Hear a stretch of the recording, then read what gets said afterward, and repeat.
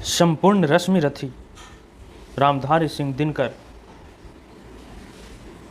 रश्मि रथी का अर्थ रथ पर सवार एक ऐसे व्यक्ति से है जिसका शरीर रश्मि अर्थात सूर्य की किरणों की तरह प्रकाशमान हो। यानी हम कह सकते हैं कि रश्मि रथी का अर्थ सूर्य किरण रूपी रथ का सवार है।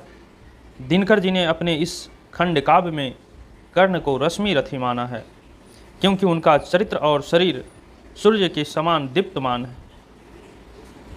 रश्मि रथी 70 साल पहले लिखा गया खंड काव्य है।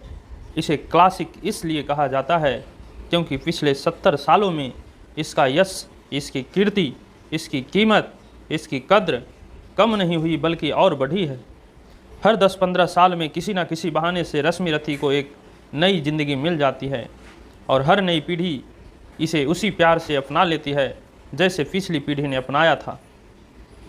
चलिए सबसे पहले रश्मि रथी के बारे में संक्षेप में कुछ समझ लेते हैं, फिर पूरे 7 सर्ग का एक एक अध्ययन कर लेते हैं। रश्मि रथी कुल 7 सर्ग हैं। रामधारी सिंह दिनकर द्वारा रचित खंड काव्य सन 1952 में प्रकाशित हुआ था। रश्मि रथी जिसका अर्थ सूर्य किरण रूपी रथ का सवार है, हिंदी के महान कवि रामधारी सिंह दिनकर जी द्वारा रचित प्रसिद्ध खंड काव्य हैं। इसका प्रकाशन सन 1952 में हुआ था। रश्मि रथी में कुल 7 सर्ग हैं जिसमें कर्ण चरित्र के सभी पक्षों का सजीव वर्णन किया गया है। रश्मि रथी में दिनकर जी ने कर्ण को महाभारत की कथानक से ऊपर उठाकर उन्हें नैतिकता और वफादारी की नई भूमि पर खड़ा करके गौरव से विभूषित किया। रश्मि रथी में दिनकर जी ने सभी पारिवारिक और सामाजिक संबंधों का परख नए सिरे से की है, फिर चाहे वह गुरु शिष्य के संबंध के बहाने हो, चाहे अविवाहित मातृत्व और विवाहित मातृत्व के बहाने हो, चाहे धर्म के बहाने हो या फिर चाहे छल प्रपंच के बहाने हो। रश्मि रथी युद्ध में मनुष्य के उच्च गुणों की पहचान के प्रति ललक का काव्य है। रश्मि रथी हमें यह संदेश देता है कि जन्म अवैधता से कर्म की वैधता नष्ट नहीं होती। एक योग्य मनुष्य का मूल्यांकन उसके वंश या जाति से नहीं बल्कि उसके आचरण और कर्म से ही किया जाना न्याय संगत है, क्योंकि मनुष्य अपने कर्मों से मृत्यु से पहले ही एक और जन्म ले सकता है। तो आइए कर्ण के बारे में कुछ बातें करते हैं। कर्ण महर्षि कृष्ण द्वैपायन वेद व्यास द्वारा रचित महाकाव्य महाभारत के प्रमुख पात्रों में से एक है। कर्ण का जन्म पांडवों की माता कुंती से उसी समय हो गया था जब वह अविवाहित थी। दरअसल कुंती की सेवा भाव से प्रसन्न होकर महर्षि दुर्वासा ने कुंती को एक वरदान दिया था जिससे वह किसी भी देवता का आवाहन करके उन्हें संतान प्राप्ति कर सकती है। इस वरदान का परीक्षण करने के लिए कुंती ने अपने महल के आंगन में सूर्य देवता का आवाहन किया। फलस्वरूप सूर्य देवता ने कुंती को एक ऐसा पुत्र दिया जो कवच और कुंडल पहने हुए जन्मा था और उसके शरीर का तेज सूर्य के समान था। इसी का नाम था कर्ण। चूँकि जिस समय कर्ण का जन्म हुआ उस समय कुंती अविवाहित थी, इसलिए लोक लाज से बचने के लिए उन्होंने अपने उस नवजात शिशु को एक संदूक में बंद करके नदी में बहा दिया। वह संदूक अधिरथ नाम के एक सूत को मिला जो कभी हस्तिनापुर के सम्राट धृतराष्ट्र के सारथी हुआ करते थे। अधिरथ के धर्मपत्नी का नाम राधा था। अधिरथ के कोई संतान नहीं थे, इसलिए उन्होंने इस बच्चे को अपना पुत्र मानकर उसका पालन पोषण किया। अधिरथ ने उसका नाम राधा के नाम पर राधेय रखा। जब राधेय थोड़ा बड़ा हुआ तो वह धनुर्विद्या सीखने का हठ करने लगा। अधिरथ उसे लेकर आचार्य द्रोणाचार्य के पास गए, किंतु आचार्य द्रोण ने उसे शिक्षा देने से इनकार कर दिया क्योंकि उस समय वह केवल कुरुवंशियों और राजकुमारों को शिक्षा देते थे। हालांकि उसी समय राधेय को देखकर आचार्य द्रोणाचार्य ने अधिरथ को उसका नाम कर्ण रखने का सुझाव दिया था। तभी से राधेय का नाम कर्ण हो गया। आचार्य द्रोण के मना कर देने के बाद कर्ण गुरु परशुराम के पास गया, जिनसे वह धनुर्विद्या सहित अन्य शिक्षाएं भी प्राप्त किया और एक महान योद्धा बना। आचार्य द्रोण से सीखते हुए कौरवों और पांडवों तथा परशुराम से सीखते हुए कर्ण ने लगभग अपनी शिक्षा को साथ ही पूरा किया। कौरवों और पांडवों की शिक्षा समापन के बाद उनके कौशल प्रदर्शन का आयोजन हस्तिनापुर में किया जाता है। सभी राजकुमार बारी बारी से अपने विद्या का प्रदर्शन कर रहे थे। अर्जुन को सर्वश्रेष्ठ धनुधर घोषित किए कौशल प्रदर्शन करने के लिए बुलाया गया। जिस समय अर्जुन अपने धनुर्विद्या का प्रदर्शन कर रहे थे, अचानक उसी समय कर्ण भी आ पहुँचते हैं तथा वह अर्जुन से प्रतिस्पर्धा की मांग करते हैं। और यहीं से कुछ शानदार काव्यगत पंक्तियों के बाद शुरू होता है रामधारी सिंह दिनकर जी द्वारा लिखित प्रसिद्ध खंड काव्य रश्मिरथी की प्रथम सर्ग। रश्मिरथी सर्ग 1। जय हो जग में जले जहाँ भी नमन पुनीत अनल को, जिस नर में भी बसे हमारा नमन तेज को बल को। किसी वृंत पर खिले विपिन में पर नमस्य है फूल, सुधि खोजते नहीं गुणों का आदि शक्ति का मूल। ऊंच नीच का भेद न माने वही श्रेष्ठ ज्ञानी है, दया धर्म जिसमें हो सबसे वही पूज्य प्राणी है। क्षत्रिय वही भरी हो जिसमें निर्भयता की आग, सबसे श्रेष्ठ वही ब्राह्मण है हो जिसमें तप त्याग। तेजस्वी सम्मान खोजते नहीं गोत्र बतला के, पाते हैं जग में प्रशस्ति अपना कर्तव्य दिखला के। हीन मूल की ओर देख जग गलत कहे या ठीक, वीर खींच कर ही रहते हैं इतिहासों के लीक। जिसके पिता सूर्य थे माता कुंती सती कुमारी, उसका पलना हुआ धार पर बहती हुई पिटारी। सूत वंश में पला चखा भी नहीं जननी का क्षीर, निकला कर्ण सभी युवकों में तब भी अद्भुत वीर। तन से समर सूर मन से भावुक स्वभाव से दानी, जाति गोत्र का नहीं शील का पौरुष का अभिमानी। ध्यान ज्ञान ध्यान शास्त्रास्त्र शास्त्र का कर सम्यक अभ्यास, अपने गुण का किया कर्ण ने आप स्वयं सुविकास। अलग नगर के कोलाहल से अलग पुरी पुरिजन से, कठिन साधना में उद्योगी लगा हुआ तन मन से। निज समाधि में निरता सदा निज कर्मठता में चूर, वन्य कुसुम सा खिला कर्ण जग की आँखों से दूर। नहीं फूलते कुसुम मात्र राजाओं के उपवन में, अमित बार खिलते वे पुर से दूर कुंज कानन में। समझे कौन रहस्य प्रकृति का बड़ा अनोखा हाल, गुदड़ी में रखती है चुन चुन कर बड़े कीमती लाल। जलद पटल में छिपा किंतु रवि कब तक रह सकता है, युग की अभेलना सूरमा कब तक सह सकता है। पाकर समय एक दिन आखिर उठी जवानी जाग, फूट पड़ी सबकी समक्ष पौरुष की पहली आग। रंग भूमि में अर्जुन था सब समा अनोखा बांधे, बढ़ा भीड़ भीतर से सहसा कर्ण सरासन साधे। कहता हुआ तालियों से क्या रहा गर्भ में फूल, अर्जुन तेरा सुयश अभी क्षण में होता है धूल। तूने जो जो किया उसे मैं भी दिखला सकता हूँ, चाहे तो कुछ नई कलाएं भी सिखला सकता हूँ। आँख खोल कर देख कर्ण के हाथों का व्यापार, फूले सस्ता सुयश प्राप्त कर उस नर को धिक्कार। इस प्रकार कह लगा दिखाने कर्ण कलाएं रन की, सभा स्तब्ध रह गई रह आँख टंगी जन की।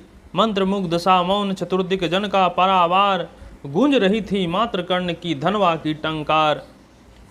फिरा कर्ण त्यों साधु साधु कह उठे सकल नर नारी, राजवंश के नेताओं पर पड़ी विपदा अति भारी। द्रोण भीष्म अर्जुन सब फीके सब हो रहे उदास, एक दुर्योधन बढ़ा बोलते हुए वीर शब्बास। द्वंद्व युद्ध के लिए पार्थ को फिर उसने ललकारा, अर्जुन को चुप रहने का गुरु ने किया इशारा। कृपाचार्य ने कहा सुनो हे वीर युवक अनजान, भरतवंश अवतंस पांडु की अर्जुन है संतान। क्षत्रिय है या राजपुत्र हैं यूं ही नहीं लड़ेगा, जिस तिस से हाथापाई में कैसे कूद पड़ेगा। अर्जुन से लड़ना हो तो मत कहो सभा में मौन, नाम धाम कुछ कहो बताओ कि तुम जाति हो कौन। जाति हाय रे जाति, कर्ण का हृदय क्षोभ से डोला। कुपित सूर्य की ओर देखकर वह वीर क्रोध से बोला, जाति जाति रटते जिनकी पूंजी केवल पाखंड। मैं क्या जानूं जाति जाति है ये मेरे भुजदंड। ऊपर सिर पर कनक छत्र भीतर काले के काले, शर्माते हैं नहीं जगत में जाति पूछने वाले। सूत पुत्र हूँ मैं लेकिन थे पिता पार्थ के कौन, सहसा हो तो कहो गलानी से रह जाओ मत मौन। मस्तक ऊंचा किए जाति का नाम लिए चलते हो, पर अधर्म में शोषण के बल से सुख में पलते हो। अधम जातियों से थर थर कांपते तुम्हारे प्राण, छल से मांग लिया करते हो अंगूठे का दान। पूछो मेरी जाति शक्ति हो तो मेरे भुजबल से, रवि समान दीपित ललाट से और कवच कुंडल से। पढ़ो उसे जो झलक रहा है मुझ में तेज प्रकाश, मेरे रोम रोम में अंकित है मेरा इतिहास। अर्जुन बड़ा वीर क्षत्रिय है तो आगे वह आवे, क्षत्रित्व का तेज जरा मुझको भी तो दिखलावे। अभी छीन इस राजपुत्र के कर से तीर कमान, अपनी महाजाति का दूंगा मैं तुमको पहचान। कृपाचार्य ने कहा वृथा तुम क्रुद्ध हुए जाते हो, साधारण सी बात उसे भी तुम समझ नहीं पाते हो। राजपुत्र से लड़े बिना होता हो अगर आकाज, अर्जित करना तुम्हें चाहिए पहले कोई राज। कर्ण हत प्रभु हुआ तनिक मन ही मन कुछ भर माया, सह ना सका अन्याय दुर्योधन बढ़कर आगे आया। बोला बड़ा पाप है करना इस प्रकार अपमान, उस नर का जो दीप रहा हो सचमुच सूर्य समान। मूल जानना बड़ा कठिन है नदियों का वीरों का, धनुष छोड़कर और गोत्र क्या होता रणधीरों का। पाते हैं सम्मान तपोबल से भूतल पर सूर, जाति जाति का शोर मचाते केवल कायर क्रूर। किसने देखा नहीं कर्ण जब निकल भीड़ से आया, अनायास आतंक एक संपूर्ण छवा पर छाया। कर्ण भले ही सूत पुत्र हो अथवा श्रापत चामार, मलिन मगर इसके आगे हैं सारे राजकुमार। करना क्या अपमान ठीक है इस अनमोल रतन का, मानवता की इस विभूति का धरती के इस धन का। बिना राज यदि नहीं वीरता का इसको अधिकार, तो मेरी यह खुली घोषणा सुने सकल संसार। अंग देश का मुकुट कर्ण के मस्तक पर धरता हूँ, एक राज इस महावीर के हित अर्पित करता हूँ। रखा कर्ण के सिर पर उसने अपना मुकुट उतार, गूंजा रणभूमि में दुर्योधन का जय जयकार। कर्ण चकित रह गया दुर्योधन की इस परम कृपा से, फूट पड़ा मारे कृतज्ञता के भरे हुए भुजा से। दुर्योधन ने हृदय लगाकर कहा बंधु हो शांत, मेरे इस क्षुद्र उपहार से क्यों होता हो उद्भ्रांत। किया कौन सा त्याग अनोखा दिया राज यदि तुझको, अरे धन्य हो जाए प्राण तू ग्रहण करे यदि मुझको। कर्ण और गल गया हाय मुझ पर भी इतना स्नेह, वीर बंधु हम हुए आज से एक प्रण दो देह। बड़ी सभा के बीच आज तूने जो मान दिया है, पहले पहल मुझे जीवन में जो उत्थान दिया है, ऋण भला होऊंगा उससे चुका कर कौन सा दाम। कृपा करे दिन मान की आऊं तेरी कोई काम। घेर खड़े हो गए कर्ण को मुदित मुग्ध पुरवासी, होते ही हैं लोग सूरता पूजन के अभिलाषी। चाहे जो भी कहे द्वेष ईर्षा मिथ्या अभिमान, जनता निज आराध्य वीर को पर लेती है पहचान। लगे लोग पूजने कर्ण को कुमकुम और कमल से, रंग भूमि भरी गई चतुर्दिक पुलाकुल कलकल से। विनय पूर्ण प्रतिबंधन में ज्यों झुका कर्ण सविशेष, जनता विकल पुकार उठी जय महाराज अंगेश। महाराज अंगेश तीर सा लगा हृदय में जाके, विफल क्रोध में कहा भीम ने और नहीं कुछ पाके। है कि झाड़े पूछ आज तक रहा यही को काज, सूत पुत्र किस तरह चला पाएगा कोई राज। दुर्योधन ने कहा भीम झूठे बकबक करते हो, कहलाते धर्मज्ञ द्वेष का बीच मन में धरते हो। बड़े वंश से क्या होता है खोटे में हो यदि काम, नर का गुण उज्ज्वल चरित्र है नहीं वंश धन धान। सचमुच ही तो कहा कर्ण ने तुम्हें कौन हो बोलो, जन्मे थे किस तरह ज्ञात हो तो रहस्य यह खोलो।